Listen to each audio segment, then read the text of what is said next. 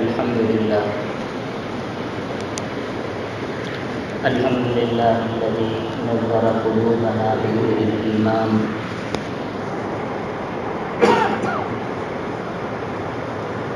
وزين إيماننا بأنوار الأحاديث والقرآن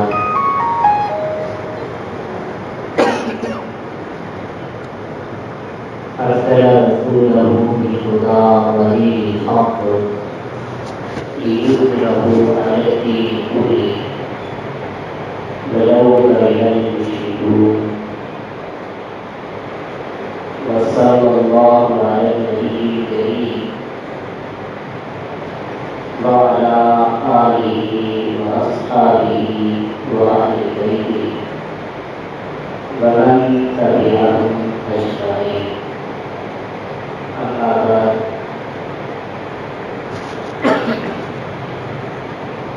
أعوذ بالله من الشيطان الرجيم بسم الله الرحمن الرحيم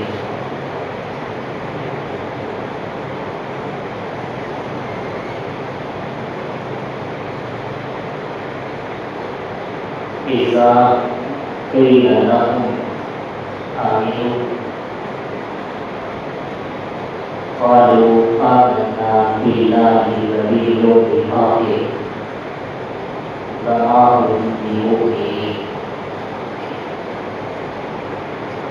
قال رسول الله صلى الله عليه وسلم الدنيا مزرعة الآخرة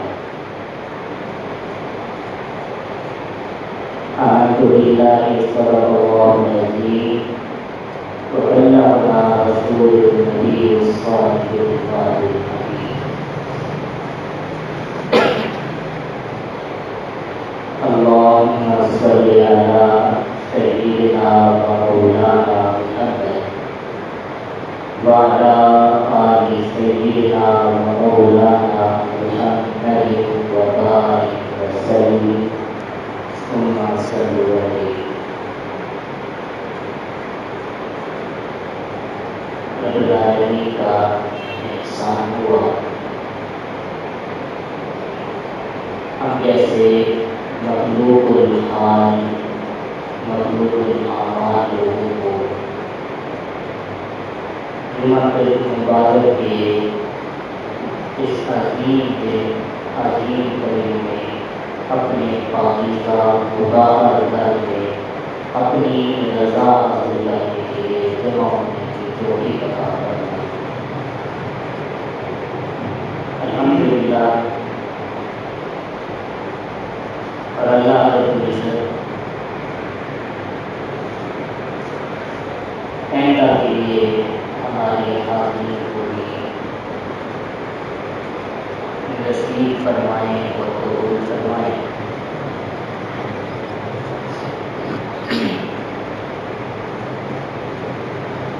جمعہ کے ان اجتماعات میں شامل ہونا یا دین کے کسی کام کو کرنا اس وقت اس کا فائدہ معلوم نہیں ہوگا، اور انشاءاللہ العزیز جب قیامت کے روز پہنچیں گے تب خبر چلے گی کہ ہمارا وہ دین پر جو لمحہ لگا، ہمارا جو وقت، جو پیسہ، جو مال جان ہماری دین پر لگی، اس کا فائدہ کیا نکلا، اور جو وقت ہمارا دین سے بیزاری میں گزرا اس کا نقصان کیا ہوا، یہ محشر کے میدان میں پتہ چلتا ہے۔ پتہ تو ہے، اب بھی چل گیا ہے کہ اس زبان صادق اور مصدوق نے ہمیں سب فائدہ اور سب گھاٹا ہمیں بیان کر دیا ہے۔ یہ ہماری شوریِ قسمت ہے، کمزوری ایمان ہے کہ اس ذات مقدسہ کا بتایا ہوا نفع ہمیں یاد نہیں، یا اس ذات کا بتایا ہوا نقصان ہمیں اس کا احساس نہیں، ورنہ سب کچھ بتا دیا گیا ہے۔ لیکن جو علم الیقین ہے وہ علم الیقین محشر کے روز ہو جائے گا۔ محشر کی ان گھڑیوں میں جب تو اپنے نامہ اعمال کو کھولے گا، اس میں دیکھے گا کہ کئی سارے حج تیرے نامہ اعمال میں لکھے ہوئے ہیں، کئی ساری خیراتیں تیرے نامہ اعمال میں درج ہو چکی ہیں، اور تو پوچھے گا اے رب، میں نے تو زندگی میں ایک حج بھی نہ کیا، لیکن یہاں تو 20 حج لکھے ہوئے ہیں۔ پھر ارشاد ہوگا بے شک ہمیں معلوم ہے تو نے حج نہ کیا تھا، لیکن چونکہ تیرا دل حج کی طرف اٹکا ہوا تھا، تو ہر سال ہم سے حج مانگتا تھا، اللہ ہمیں توفیق دے کہ ہم حج کریں، کیونکہ تیری طلب ایسی تھی، تیری سچی طلب کی وجہ سے ہم نے تجھے حج کا ثواب بھی دے دیا، اور اسی طرح تیری سچی طلب پہ خیرات کا ثواب بھی دے دیا۔ سبحان اللہ، سبحان کیا خوش نصیبی ہے۔ لیکن دنیا میں دو کمزوریاں ہیں، انسان تمام کے لیے اور مسلمانوں کے لیے بھی۔ ان میں پہلی کمزوری ہماری یہ ہے کہ ہم دین پر دنیا کو مقدم رکھتے ہیں۔ یہ ہمارے نفس کا قصور ہے، یہ شیطان کا قصور ہے جو ہمیں تیار کرتا ہے، ہمیں دین سے بیزار کرتا ہے، دنیا میں بدمست کرتا ہے۔ اور دوسرا ہمارا جو قصور ہے وہ یہ ہے کہ ہم دیکھا دیکھی پہ چلتے ہیں، فلاں نے کیسا کیا ہوا ہے، فلاں نے کیسا کیا ہوا ہے۔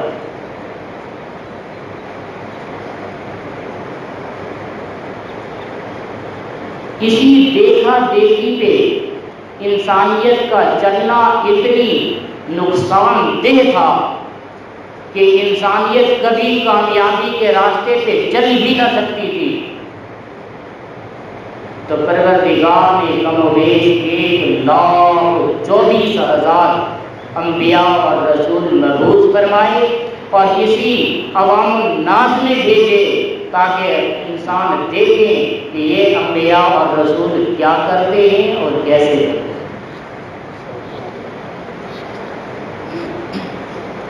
صرف انبیاء اور رسول آئے نہیں ہیں، انہوں نے اللہ کی بندگی اور دنیا کی زندگی گزار کر پوری قوم کے سامنے رکھا کہ لوگوں، اللہ کی بندگی اس طرح کرنی چاہیے اور دنیا کی زندگی اس طرح گزارنی چاہیے۔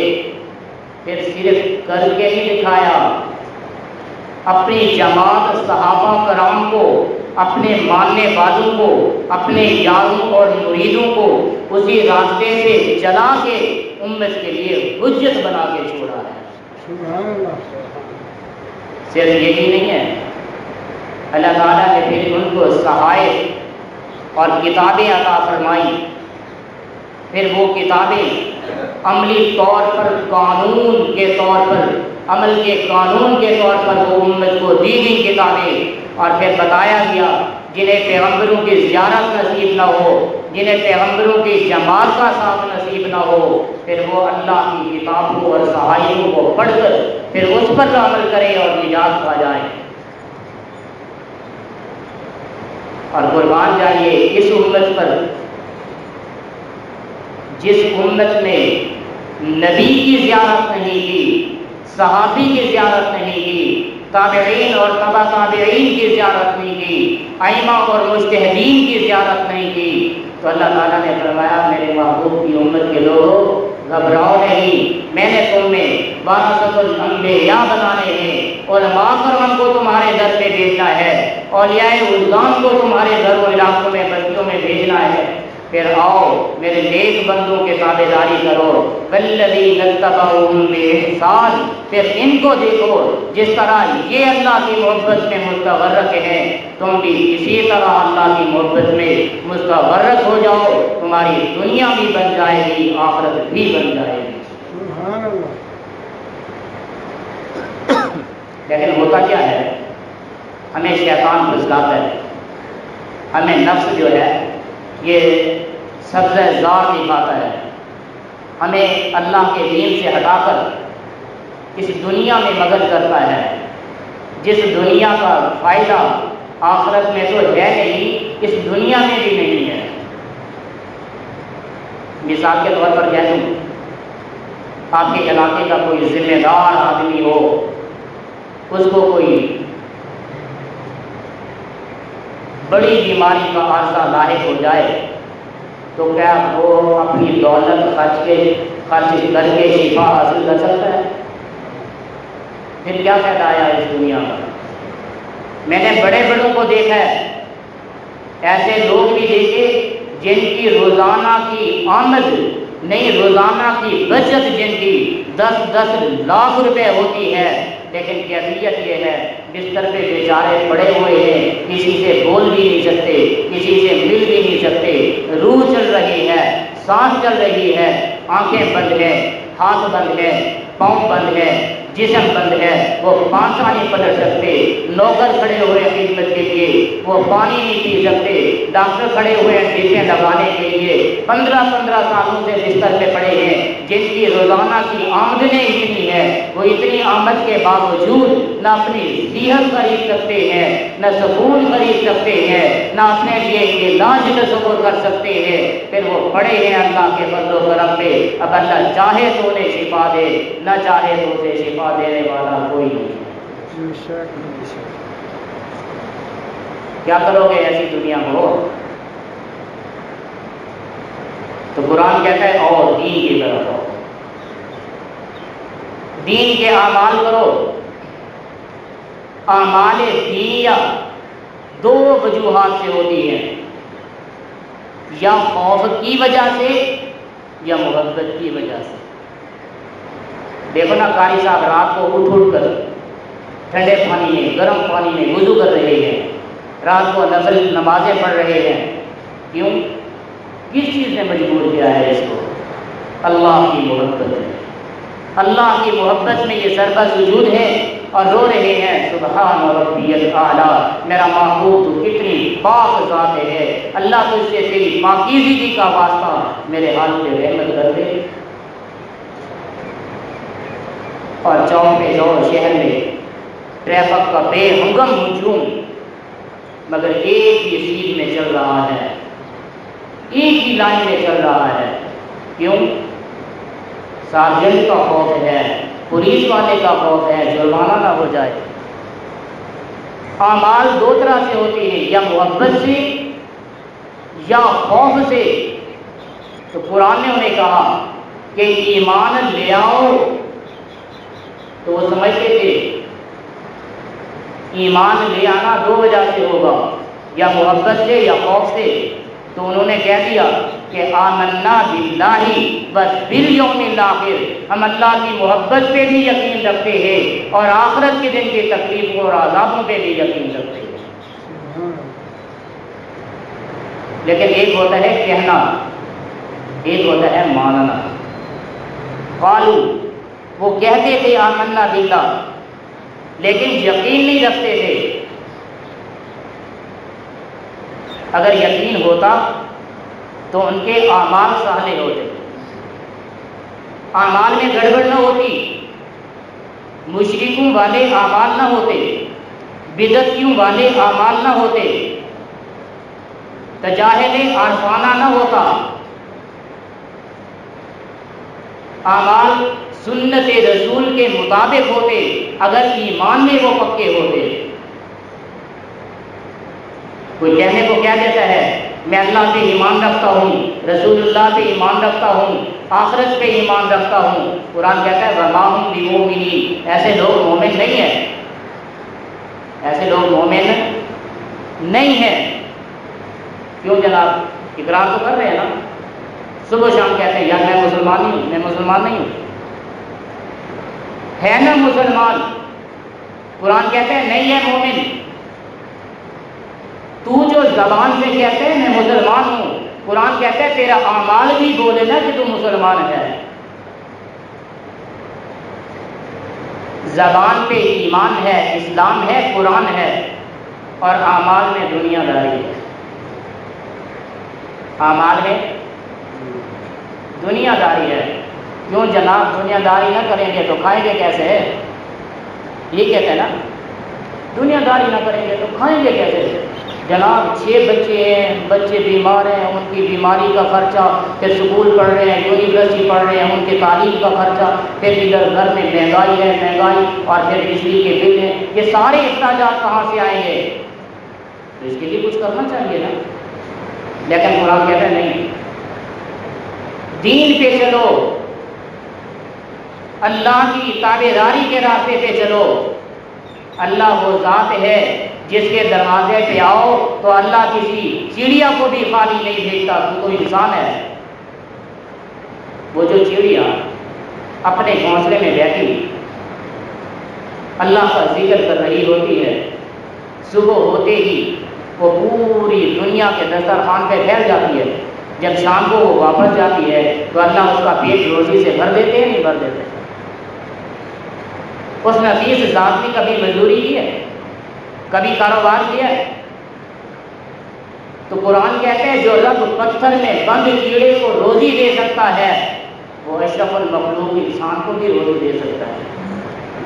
لیکن میں نے کہا کہ کفار کی دیکھا دیکھی میں، نفس اور شیطان کے نرغے میں ہم پھنس گئے تو ہم دنیا کی طرف آ گئے. اب ہیلے بہانے ہمیں شیطان بنا کے دیتا ہے، ہم بیان کرتے ہیں جناب کمائیں گے نہیں، کھائیں گے کیسے؟ اچھا جی آج کل تو دولت کا مادی دور ہے، اگر ہمارے پاس پیسے نہیں ہوں گے تو ہمیں سلام کون کرے گا؟ پیسے نہیں ہوں گے تو سکون کیسے نصیب ہوگا؟ نہیں، ایمانداری سے بتاؤ مجھے جن لوگوں کے پاس پیسے نہیں تھے، جن لوگوں کے پاس پیسے نہیں تھے، کمائی کا ذریعہ نہیں تھا، کیا ان کو سلام کرنے والا کوئی نہیں ہے؟ میں آپ کے حالات کے مطابق سوال کر لوں، اگرچہ میرا عنوان نہیں ہے لیکن میں اپنی طرف جاتے ہوئے ایک سوال کرتا چلوں. یہاں کتنے لوگ ہیں جو پی ٹی آئی سے محبت کرتے ہیں؟ سارا مجمع کرتا ہے پی ٹی آئی سے محبت؟ چلو کتنے لوگ ہیں؟ کیا یہ سارا مجمع نون لیگ سے محبت کرتا ہے؟ سارا مجمع پی پی سے محبت کرتا ہے؟ چلو پھر میں پوچھتا ہوں آپ میں سے کتنے لوگ ہیں جو میر غلام یاسین شاہ سے محبت کرتے ہیں؟ سارے کرتے ہیں یا 2-4؟ پی ٹی آئی والوں کے پاس تمہیں پتہ ہے حکومت ہے، نون لیگ والوں کے پاس خزانے ہیں، پی پی کے پاس بڑی دولت ہے، لیکن ساری قوم ان لوگوں سے محبت کرنے والی نہیں ہے. اور جس سے ساری قوم محبت کرتی ہے شاید اس کے پاس تو 10 روپے بھی جمع نہ ہوں. پھر آپ کیسے کہتے ہیں کہ جناب پیسے نہیں ہوں گے تو عزت کیسے کریں گے؟ اچھا میں آپ سے پوچھتا ہوں، وہ جو ایران کے تھے، فارس کے تھے، مدینے میں پہنچے تھے اور پھر کسی نے پکڑ کر انہیں غلام بنا لیا، جب وہ غلام ذات آئے رسول اللہ صلی اللہ علیہ وسلم کے پاس تو حضور نے پوچھا، فرمایا جاؤ اپنے مالک سے پوچھو وہ آپ کو بیچنا چاہتا ہے؟ جی ہاں یا رسول اللہ. وہ کہتا ہے بیچنا چاہتا ہوں لیکن یہاں ایک باغ لگا دے، کھجوروں کا باغ، جب وہ بڑا ہو جائے گا کھجوریں گوشے نکالیں گی، پھر کھجوریں پک جائیں گی، پھر میں آپ کو آزاد کر دوں گا. محبوب صلی اللہ علیہ وآلہ وسلم نے رات کو گٹھلیاں لگائیں اور اس نوجوان اس آدمی نے جا کر صبح کو دیکھا تو باغ لگا ہوا تھا. سبحان اللہ. سبحان اللہ ہونی چاہیے. سبحان اللہ. نبی علیہ السلام کا معجزہ ہے کہ محبوب نے اپنے دستے شفقت سے وہ گٹھلیاں زمین کے اندر داخل کی اور صبح دیکھا لوگوں نے کہ وہاں باغ بنا ہوا تھا, گوشے بھی لگے ہوئے تھے, کھجوریں بھی لگی ہوئی تھی اور پکی ہوئی بھی تھی. سبحان اللہ. یا رسول اللہ, باغ تو بن گیا لیکن اس کھجور میں گٹھلی نہیں ہے. وہ کہتے ہیں اس کھجور کو میں کیا کروں گا, اس کی ضرورت نہیں. محبوب نے فرمایا جاؤ اس سے کہو گٹھلیاں تو نے رات کو نکال کے پھینک دی تھی, اس میں ہمارا کیا قصور ہے. سبحان اللہ. یہ ہے جناب سلیمان فارسی رضی اللہ تعالی عنہ, جو غلام ہیں, عرب کے نہیں فارس کے ہیں. ان کے پاس دولت تو ہونا تو دور ہے, یہ اپنی جان اور ذات کے بھی مالک نہیں ہیں, لیکن ان کی عزت یہ ہے کہ ان کا کہنا رسول اللہ مانتے ہیں اور ان کے لیے اللہ نے نظام کو بدلا, قانون کو بدلا, پیغمبر کو معجزہ عطا فرمایا کہ ایک رات میں گٹھلیاں لگائی گئی, صبح کو باغ بن کے آ گیا. سبحان اللہ. اور سلیمان کتنی عظیم بن گئے. حضور نے فرمایا سلیمان من اہل بیتی, یہ سلیمان تو میرے اہل بیت میں سے ہے. جس کے پاس 1 روپیہ بھی ذاتی نہ تھا, اس کی عزت عظمت کتنی ہو گئی کہ وہ اہل بیت پیغمبر میں شامل ہو گیا. وہ کیا چیز تھی جو اس کو اتنی عزت دی گئی. اور دوسری طرف چلتے ہیں, جس کا رنگ حسین نہیں ہے, جو اپنی ذات کا مالک نہیں ہے, سید نہیں حبشی ہے, لیکن اس کا درجہ یہ ہو گیا کہ آج تیری مسجد کا نام حضرت بلال کے نام پر, آج تیری گلی کا نام حضرت بلال کے نام پر, آج تیرے شہرا کا نام حضرت بلال کے نام پر, تیرے ادارے کا نام بھی حضرت بلال کے نام پر, تیرے اہم مقامات کا نام حضرت بلال کے نام پر. بلال کتنی عظیم ہوا ہے کہ سارے صحابہ نیچے ہیں, بلال بیت اللہ کی چھت پہ کھڑے. سبحان اللہ. سبحان اللہ. یہی نہیں ہے, حضرت بلال وہ ہے کتنی عظیم المرتبت ہے, چلتے مدینے کی گلیوں میں ہے, اللہ ان کے چلنے کی آواز جنت میں سنواتے ہیں. سبحان اللہ. تو آپ بتا سکتے ہیں حضرت بلال رضی اللہ تعالیٰ عنہ کے پاس کتنی دولت تھی, کتنی مادیت تھی. آج ان کا نام عزت اور آبرو سے کیوں لیا جاتا ہے, اور ان کی عزت کتنی بن گئی پتہ ہے کہ امیر المومنین حضرت سیدنا فاروق اعظم رضی اللہ تعالیٰ عنہ جیسے عظیم انسان بھی, جن کا زمین پہ مشورہ اللہ کو پسند آتا تو قرآن بنا دیتے تھے, اور وہ عظیم شخصیت بھی حضرت بلال کو آگے بڑھ کر وصول کرتے تھے, گلے سے لگاتے تھے, اپنی جگہ پہ بٹھاتے تھے اور سیدنا بلال کہہ کر اٹھواتے تھے. سبحان اللہ. ان کے پاس کتنی دولت تھی جناب. قرآن کہتا ہے نہیں, دولت عزت نہیں ہے, عزت اصل میں دین ہے. دولت میں سکون نہیں, سکون اصل دین میں ہے. اور شان و شوکت دولت میں نہیں ہے, شان و شوکت اصل میں دین اسلام پر ہے. سو جو دین اسلام پہ چلتے ہیں وہی اللہ سے محبت کرنے والے ہیں اور وہی آخرت پر ایمان رکھنے والے ہیں. سبحان اللہ. جن کا دین ایمان سے تعلق نہیں ہے, جن کا اعمال صالح سے تعلق نہیں ہے, وہ لا سے اعلان کرے کہ آمنا باللہ و بالیوم الآخر. قرآن کہتا ہے وما هم بمؤمنین. آج کسی کو کہو نا چلے یار نماز کا ٹائم ہو گیا ہے, جناب اکیلا بیٹھا ہو دکان کیسے بند کرو. بھئی محفل ہو رہی ہے, جلسہ ہو رہا ہے, دین کی تبلیغ ہو رہی ہے, تشریف لے چلیں. نہیں یار دکانداری کا ٹائم ہوتا ہے, کیسے دکانداری چھوڑ کر جائے. اور تمہیں ایک بات سمجھنی چاہیے کہ دنیا کی مٹھاس ظاہری ہے، دنیا کی مٹھاس ظاہری ہے، لیکن اندر میں اس کا فائدہ کوئی نہیں۔ دین میں سامنے سے مٹھاس نہیں ہے، اندر میں اس کا بڑا فائدہ ہے۔ چلیں دیکھیں اس شخص کو جس شخص کی اللہ کے راستے میں گردن کٹی ہوئی ہے، آنکھیں نکلی ہوئی ہیں، کان کٹے پڑے ہیں، ہونٹ بھی جدا ہو گئے ہیں، ناک بھی کٹا ہوا ہے، سینہ بھی زخمی ہے، پاؤں بھی کٹے گئے ہیں۔ بتاؤ یہ بندہ زندہ ہے؟ بڑے سے بڑا پتھر دل آدمی جب اس لاش کو دیکھتے ہیں تو رو پڑتا ہے، ہائے اتنا بڑا ظلم۔ قرآن کہتا ہے نہیں، تمہیں کیا پتا، یہ تو زندہ ہے، یہ اللہ کے راستے میں یقتلوا فی سبیل اللہ، اللہ کے راستے میں کٹا پڑا ہے، اس کو تو مردہ کہنے کی اجازت بھی نہیں ہے۔ کیوں؟ اچھا مجھے تجھے سمجھ نہیں آتی، چلو جا کر اسی مردہ سے پوچھ لیں، اسی قتل ہوئے بندے سے پوچھ لیں، اسی شہید سے پوچھ لیں۔ پوچھیں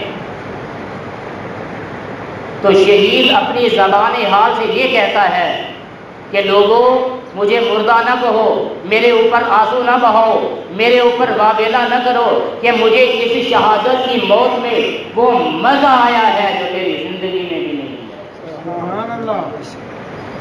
چلیں محبوب کے در پر، حضور فرما رہے ہیں تاللہ لقدیتم من یقتل فی سبیل اللہ ثم احیا ثم اقتل ثم احیا ثم اقتل۔ حضور کو جو ساری نعمتوں سے نوازا گیا ہے، باوجود اس کے کہ سارے درجات پیغمبر کے دامن میں ڈالے گئے ہیں، باوجود اس کے حضور دعا فرماتے ہیں اللہ مجھے اپنے راستے میں قتل کی موت دے۔ پھر ایک مرتبہ قتل ہو جائے کافی ہے، فرماتے نہیں ثم احیا، اللہ پھر زندہ کر، پھر قتل کی موت دے، پھر زندہ کر، پھر قتل کی موت دے، پھر زندہ کر، پھر قتل کی موت دے، کہ تجھے خبر نہیں ہے کہ قتل کی موت میں جو اللہ کے راستے میں ہے، اس موت میں جو مزہ ہے، جو اعلان ہے، وہ ساری دنیا کی ریاضت اور ساری دنیا کی عبادت میں بھی نہیں ہے۔ یہ کیا ہے؟ وہ مزے لے رہا ہے، وہ شہادت میں جان پی رہا ہے، اور آپ کہہ رہے ہیں نہیں جی بڑا ظلم سے قتل ہوا ہے، بڑا اس پہ ظلم ہوا پڑا ہے، سارا جسم اس کا کٹا پڑا ہے، یہ تو تکلیف کا عمل ہے، مگر اللہ کہتے ہیں نہیں یہ زندہ ہے۔ اسلام جب تک اسے باہر سے دیکھیں گے سمجھ نہیں آئے گا، اندر جا کے گھسیں پھر پتہ چلے گا کتنی فائدہ ہے۔ مسجد کی برکات اس آدمی کو نصیب ہوگی جس کا شب و روز مسجد میں گزرتا ہو۔ کھوکے پہ، ہوٹل پہ، ڈیرے پہ بیٹھنے والا یعنی مسجد کی لذت کو محسوس نہیں کر سکتا۔ یہ تو بند جوس کا ایک ڈبہ ہے، اسے کھولو گے، پیو گے، پھر پتہ چلے گا کہ اس کا ذائقہ کیا ہے۔ مسجد میں آؤ گے، کاروبار کو چھوڑو گے، بیوی بچوں کو سے وقت نکالو گے، مسجد میں اللہ کے حضور پہنچو گے، تب پتہ چلے گا کہ سجدہ ریزی کا ثواب کیا ہے اور لذت کیا ہے اور برکت کیا ہے۔ لیکن ہمارے ہاں ہوتا کیا ہے، جیسے میں نے عرض کیا جناب بچوں کا خرچہ تو پورا نہیں ہوتا، اب کمائے نہیں تو بچوں کو کیا کھلائیں، ہمارے پاس پیسے نہیں ہوں گے تو یہ برادری ہماری عزت قدر کیسے کرے گی، ہمارے پاس دولت نہیں ہوگی تو گھر کے اخراجات کیسے پورے کریں گے۔ آج بھی جو اللہ والے، آج بھی جو مبلغین،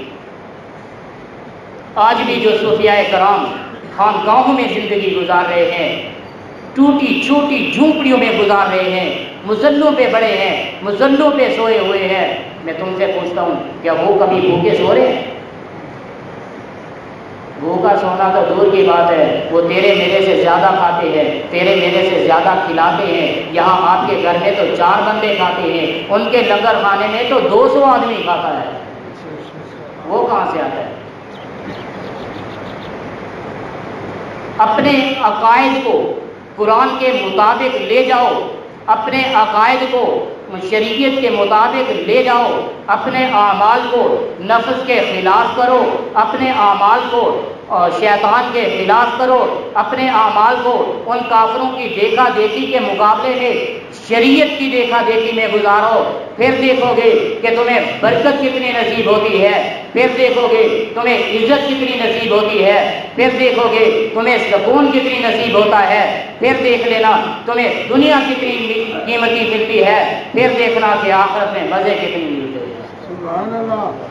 میں نے جن کا نام لیا صحابہ کرام میں سے، ان کے پاس 1 روپیہ بھی اپنا ذاتی نہیں تھا، ان کی عزت میں کمی آ گئی ہے، ان کے سکون میں کمی آ گئی ہے، ان کی دنیا ضائع ہو گئی ہے، کیا ان کی آخرت ختم ہو گئی ہے؟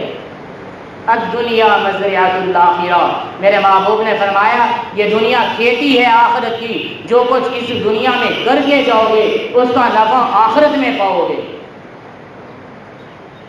آپ کاشتکار لوگ ہیں، کوئی آپ میں سے ایسا ہوتا ہے جو یہ کہے کہ میں گندم کے دانے ابھی بوئے وہ زمین میں ڈال رہا ہوں اور ابھی سے گندم نکل جائے اور کاٹ لوں؟ ہوتا ہے ایسے؟ یہاں تو گندم زمین میں ڈال کے آتے ہو، پھر اس کا 5 مہینے تک انتظار کرتے ہو، 6 مہینے جا کر اس پہ دانتی چلواتے ہو، پھر اس کو اپنے گھر لے جاتے ہو۔ جب دین کا معاملہ آتا ہے تو کہتے ہیں ہم نے کل نماز بھی پڑھی تھی، جادو کا اثر ختم نہیں ہوا، ہم نے دعا بھی مانگی تھی، بچے کو شفا نہیں ہوئی، ہم مصلے پہ گئے تھے، رات کو ساری رات تسبیح کی تھی، صبح تو پیسے نصیب نہیں ہوئے، ہم نے ہفتہ ہو گیا ہے مراقبات کرتے ہیں، دلی سکون نصیب نہیں ہو رہا، ہمیں مہینہ ہو گیا ہے وظیفہ کرتے ہوئے ہمارا فلاں کام حل نہیں ہوتا۔ جناب جس طرح دنیا میں آپ نے یہ کبھی نہیں کہا میں نے کل گندم بوئی تھی آج پیدا کیوں نہیں ہوگی، جس طرح اس کے لیے انتظار کرتے ہو، حضور فرماتے ہیں دنیا کے طرح آخرت کی بھی انتظار کرو، آخرت کے فائدے کا بھی انتظار کرو، بیج اس دنیا میں بو جاؤ اور آخرت میں جانا دیکھنا آپ کی فصل تیار ہو جائے۔ سبحان اللہ۔ تو ہمیں آخرت کی طرف دیکھنا چاہیے، تو ہمیں پیغمبر اور پیغمبر کے صحابہ کی طرف دیکھنا چاہیے۔ اور میں دعوت فکر دیتا ہوں، چلو زندگی کا کچھ عرصہ، ساری زندگی نہیں کر سکتے ٹھیک ہے، آپ کا دماغ بنا دیا گیا ہے نا جی کاروبار سے نکلیں گے کیسے، کھیتی میں تو فرصت ہی نہیں ہوتی، نماز کیسے پڑھیں، ساری رات تو پانی لگایا تھا جناب، صبح کی فجر کی نماز کیسے پڑھتے؟ لیکن میں کہتا ہوں صرف اپنی زندگی میں کم سے کم 1 مہینہ تو نکال لیں، 1 مہینہ نکال کر صرف آپ اللہ کی طرف رجوع کریں اور مسجد میں آ کر بیٹھ جائیں، پھر دیکھنا آپ کے حالات کیسے بدلتے ہیں۔ آپ اپنی دکان میں بیٹھے ہیں، اپنی کھیتی میں بیٹھے ہیں، اپنی ملازمت میں بیٹھے ہیں، پھر آپ سکون مانگتے ہیں۔ میں نے کہا آپ اپنی دولت سے دوائیاں خرید سکتے ہیں، سکون نہیں خرید سکتے، اپنی دولت سے آپ گاڑی اور بنگلہ خرید سکتے ہیں، عزت نہیں خرید سکتے، اپنی دولت سے آپ دنیا کی عیاشی لے سکتے ہیں، آخرت نہیں خرید سکتے۔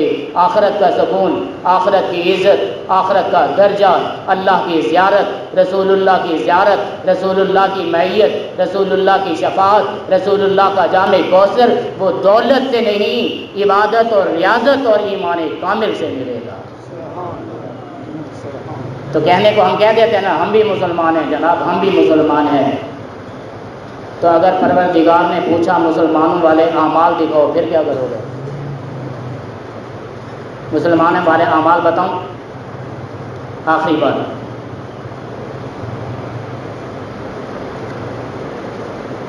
اللہ اکبر کبیرہ، ایک آدمی رسول اللہ صلی اللہ علیہ وسلم کے در اقدس پہ آیا، یا رسول اللہ غریب آدمی ہوں، کچھ میرے ساتھ معاملت فرما دیں۔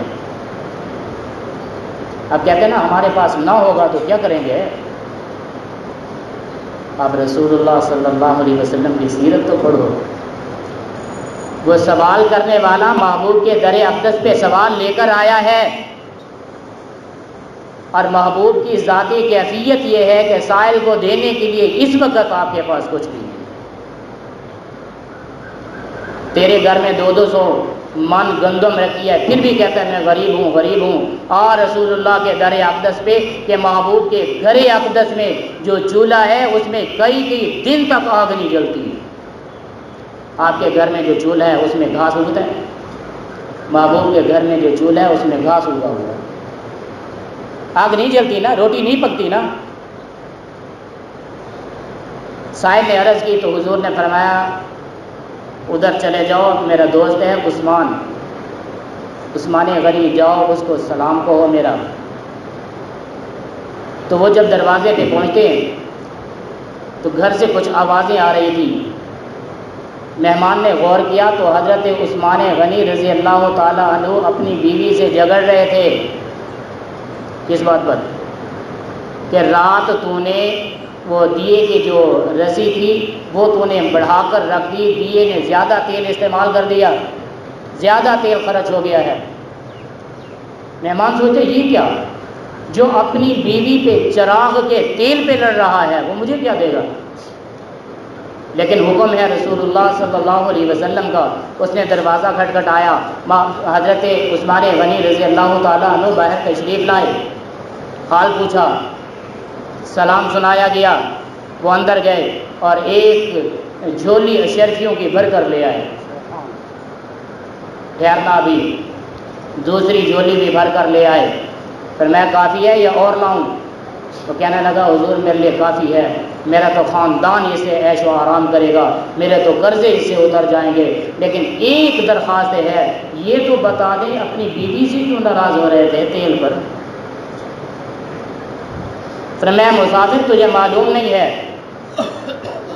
میں محمد عربی کا تربیت یافتہ ہوں، مجھے پتہ ہے کہ جو اپنی ذات پہ خرچ کرنا ہے قیامت کے دن اس کا حساب دینا پڑے گا.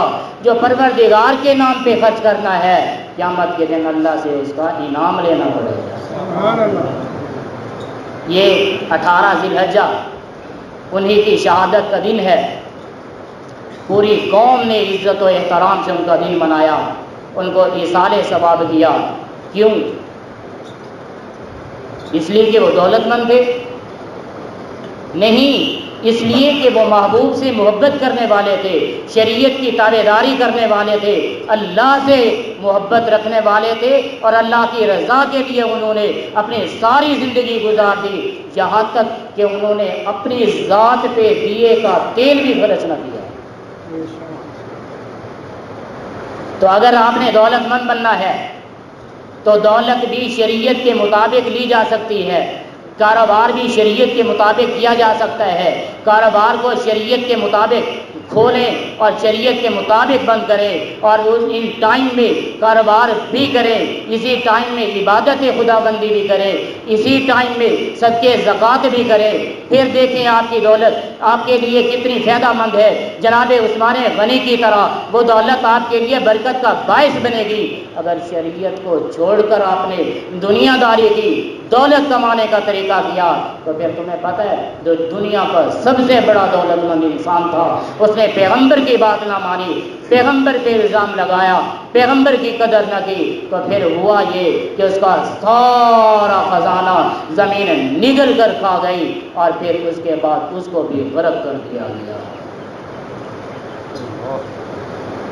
تو میں نے عرض کیا کہ اللہ سے محبت کا ایمان ہونا چاہیے اور آخرت پہ بھی یقین ہونا چاہیے. بالآخرت ہم یوقنون، جب تک ہمیں آخرت کی جزا و سزا پہ یقین نہیں ہوگا تو ہماری دنیا بہتر نہیں ہوگی، ہماری دنیا میں ظلم کے یہ راستے روا رہیں گے. اگر ہم نے آخرت پہ عقیدہ رکھ لیا تو انشاءاللہ العزیز یہ دنیا جیسی تیسی گزر جائے گی.